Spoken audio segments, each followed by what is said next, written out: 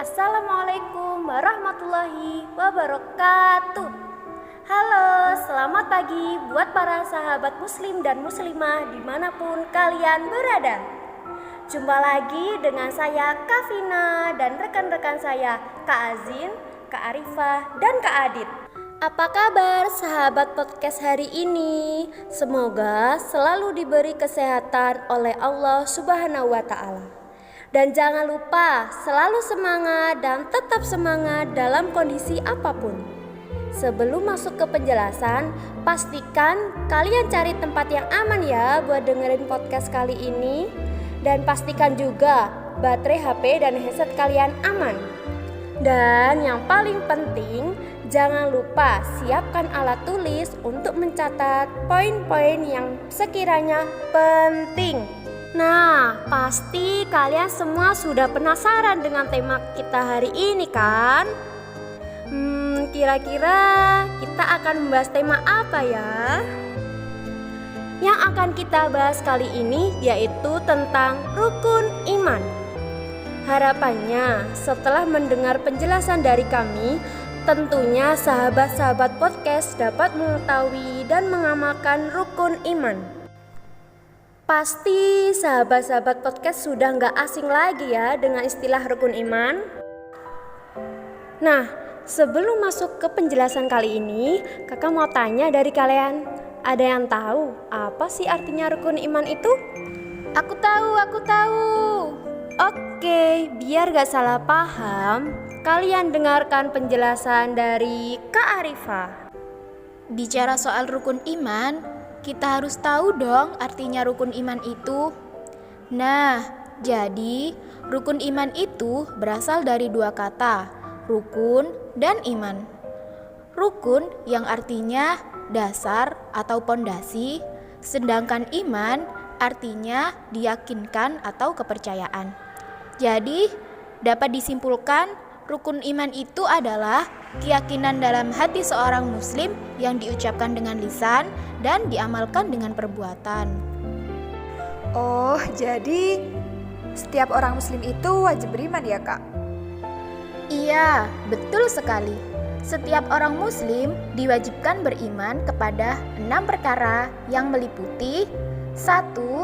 Iman kepada Allah, 2. Iman kepada malaikat-malaikat Allah, 3. Iman kepada kitab-kitab Allah, 4. Iman kepada nabi dan rasul, 5. Iman kepada hari kiamat, dan yang keenam, iman kepada qada dan qadar. Nah, itu tadi penjelasan arti rukun iman yang wajib diimani oleh seorang muslim. Lalu orang muslim yang beriman itu disebut apa ya, Kak? Orang muslim yang beriman itu dinamakan mukmin. Oh, ternyata ada namanya sendiri ya, Kak? Iya, betul Kak, biar gampang nyebutinnya. Oke, biar sahabat podcast makin paham dengan rukun iman, Kakak Arifah akan menjelaskan satu persatu tentang rukun iman. Oke, terima kasih Kak Vina. Rukun iman yang pertama yaitu iman kepada Allah. Jadi, sebagai seorang muslim, kita wajib percaya bahwa Allah itu ada. Walaupun kita tidak bisa melihatnya oleh mata, tetapi semua ciptaan Allah itu nyata. Contohnya nih, ada manusia, hewan, tumbuhan, penampakan alam, dan jagat raya. Itu adalah semua bukti dari ciptaan Allah. Rukun iman yang kedua yaitu iman kepada malaikat. Nah, malaikat ini juga salah satu makhluk gaib ciptaan Allah yang wajib kita imani loh. Kak Arifah, kenapa sih kita harus beriman kepada malaikat? Karena seorang muslim yang beriman pada malaikat akan mendapatkan pahala dari Allah. Nah, dari sekian banyaknya malaikat, kita hanya wajib beriman pada 10 malaikat saja. Nah, 10 malaikat itu, yang pertama, malaikat Jibril, yang kedua, malaikat Mikail, yang ketiga, malaikat Israfil, yang keempat, malaikat Israel, yang kelima, malaikat Munkar, yang keenam, malaikat Nangkir, yang ketujuh, malaikat Raqib, Yang ke-8, malaikat Atid. Yang ke-9, malaikat Malik. Dan yang ke-10, malaikat Ridwan. Oke, terima kasih Kak Arifah. Untuk selanjutnya akan dijelaskan oleh Kak Azin. Selanjutnya yaitu rukun iman yang ketiga, iman kepada kitab-kitab Allah. Maksudnya kita harus percaya bahwa Allah telah menurunkan kitab sucinya kepada para rasul pilihannya.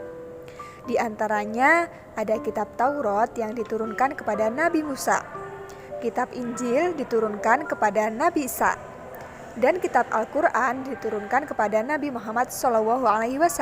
Jadi, 4 kitab itu tadi yang telah diturunkan Allah kepada Rasulnya ya Kak? Iya, betul sekali Kak. Jadi, sahabat muslim dan muslimah harus beriman juga ya kepada kitab-kitab Allah. Selanjutnya yaitu rukun iman yang keempat, iman kepada Nabi dan Rasul, yang artinya kita harus percaya dan yakin bahwa Allah telah mengutus Nabi dan Rasul untuk menyampaikan kebenaran kepada manusia. Nah, bicara tentang rukun iman keempat ini, ada berapa sih ke jumlah Nabi dan Rasul yang wajib kita imani?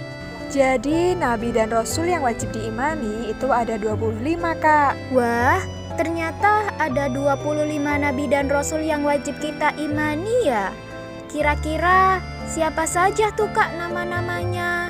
Untuk mengetahui nama-namanya, simak lagu berikut ini ya. Adam, Idris, Nuh, dan Hud, Soleh, Ibrahim, Lut, Ishak, Ismail, Yakub, dan Yusuf, Su'eb, Harun, Musa, Daud, Zulkifli, dan Sulaiman, Ayub, Yunus, Zakaria, Ilyas, dan Ilyasa, Yahya, Isa, dan Muhammad. Nah, itu tadi adalah 25 nabi dan rasul yang wajib kita imani. Untuk cara mengimaninya yaitu dengan kita rajin membaca sholawat, menjalankan sunnah dari nabi dan rasul, dan meniru sifat baik para rasul yang telah dipilih oleh Allah. Selanjutnya, rukun iman yang kelima, yaitu iman kepada hari akhir atau hari kiamat. Artinya, kita harus percaya bahwa nanti pada hari tersebut terjadi peristiwa hancurnya seluruh alam semesta. Jadi, kita harus punya amal baik untuk bekal di akhirat dong Kak. Iya Kak, benar sekali. Untuk itu, kita harus mempersiapkan hal itu dengan selalu beramal baik untuk mempersiapkan bekal di akhirat. Dan rukun iman yang keenam yaitu iman kepada qada dan qadar, yang berarti kita harus percaya akan semua ketetapan Allah yang diberikan kepada kita. Berarti semua peristiwa itu terjadi atas kehendak Allah ya Kak? Iya Kak, jadi sebagai seorang mukmin kita harus berikhtiar dan berdoa serta menyerahkan hasilnya kepada Allah. Contohnya, jika kita ingin menjadi seorang yang pandai, maka kita harus rajin belajar.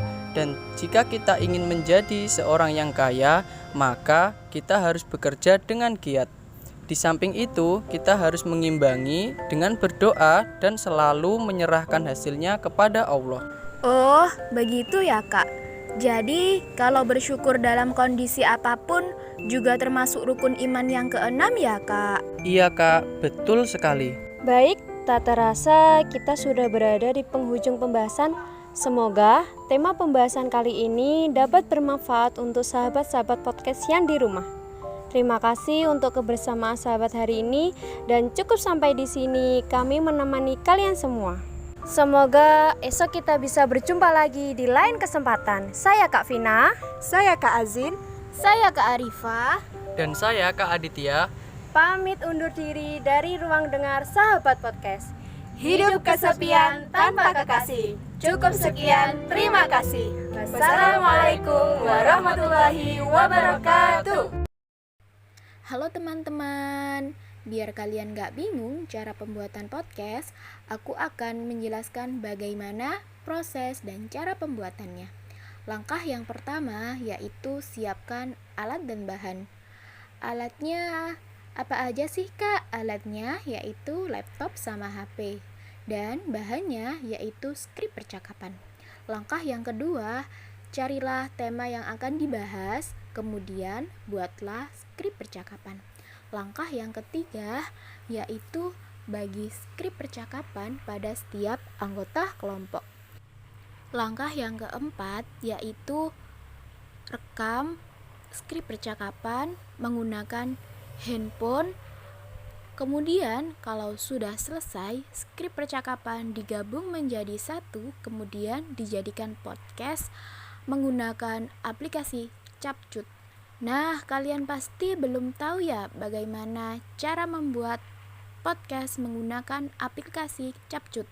Tapi sebelum itu kita buat background podcast terlebih dahulu menggunakan aplikasi Canva. Bisa disimak penjelasan berikutnya. Langkah yang kelima yaitu pembuatan background podcast. Kelompok kami menggunakan aplikasi Canva untuk membuat background podcast. Saat pembuatan background podcast, usahakan jaringan internetnya itu lancar. Jadi dalam proses pembuatannya itu juga lebih cepat. Kita akan memilih template yang akan digunakan dalam pembuatan podcast.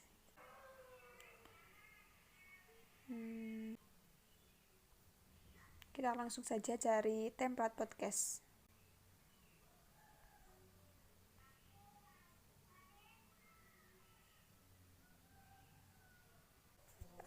Dalam pembuatan background podcast ini bisa dilakukan di awal sebelum editing ataupun di tengah-tengah proses editing dan di akhir proses editing. Nah, kegunaan untuk membuat podcast di awal yaitu untuk membuat background pertama, dan untuk di tengah-tengah itu bisa menentukan siapa yang berbincang-bincang dalam podcast tersebut. Nah, setelah seperti ini, kita cari background podcast mana yang sekiranya cocok.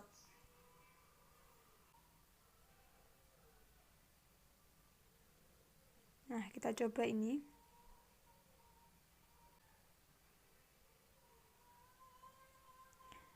Sepertinya background ini kurang cocok.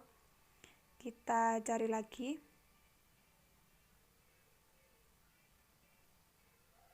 Nah, ini sepertinya cocok. Di sini saya akan menghapus gambar yang ada di background ini. Seperti ini. Kita hapus. Nah, jika sudah seperti ini, saya ingin menambahkan logo dari kampus diunggah. Nah, kita cari logo kampus. Nah, ini. Untuk ukurannya kita bisa sesuaikan ya. Nah, di sini saya akan menempelkannya di sini.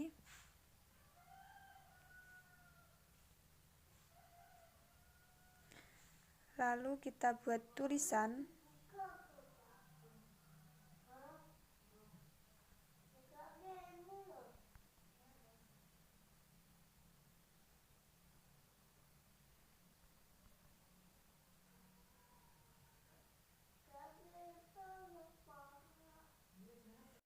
Jika semua tulisan sudah tertata rapi seperti ini, kita tinggal memberikan gambar penunjangnya. Kita cari di elemen.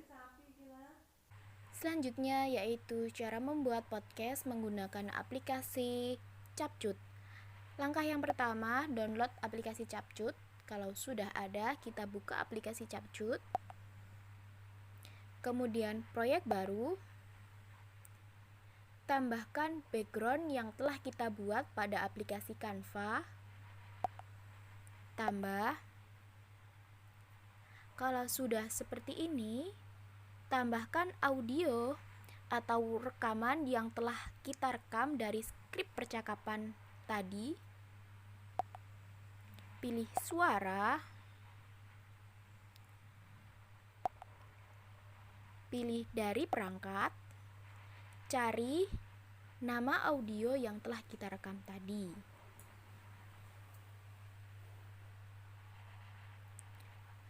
Ini record 1 tambah sesuaikan dengan background podcast. Kalau ini ada yang kurang, bisa ditambah lagi seperti ini sampai menyesuaikan durasi audionya.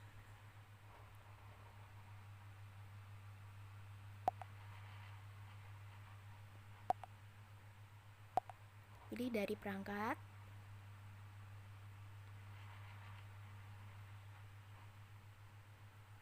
record 2.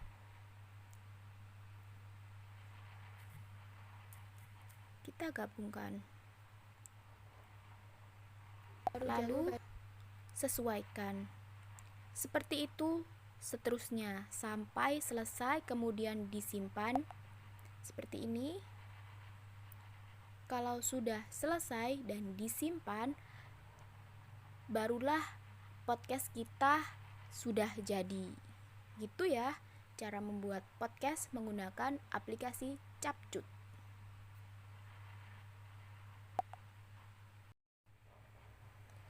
Halo teman-teman, di sini aku akan menunjukkan cara penggunaan podcast kemarin yang telah kita buat. Yang pertama-tama, siapkan dahulu link yang telah dibagikan. Kemudian, klik link tersebut.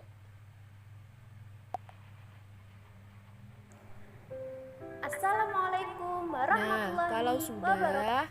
sudah, dengarkan podcast sampai selesai. Jangan lupa like, comment, share, and subscribe. Halo, selamat pagi buat para sahabat muslim dan muslimah dimanapun kalian berada. Jumpa lagi